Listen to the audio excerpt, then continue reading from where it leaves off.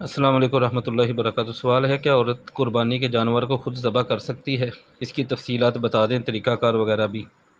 جی، آپ کا مسئلہ جو ہے، نحمدہ و نصلی و نسلم علی رسولہ الکریم، اما بعد، کہ عورت قربانی کے جانور کو خود ذبح کر سکتی ہے؟ جی بالکل کر سکتی ہے، عورت قربانی کے جانور کو خود ذبح کر سکتی ہے۔ امام بخاری رحمۃ اللہ علیہ نے صحیح بخاری میں یہ حدیث معلق طور پر بیان کی ہے۔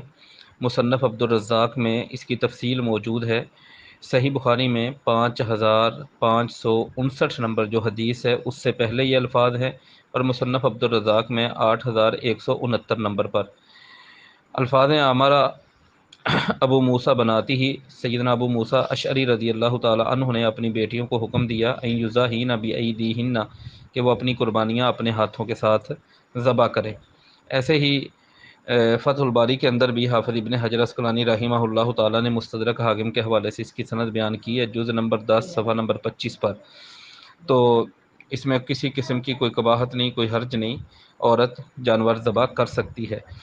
صحیح بخاری کتاب الذبائح والصید میں ایک دوسری حدیث ہے، 5504 نمبر پر، ایک عورت نے ذبحت شاۃ بحجر، ایک پتھر کے ساتھ ایک بکری کو ذبح کر لیا تھا۔ کعب بن مالک بیان کرتے ہیں رضی اللہ تعالی عنہ۔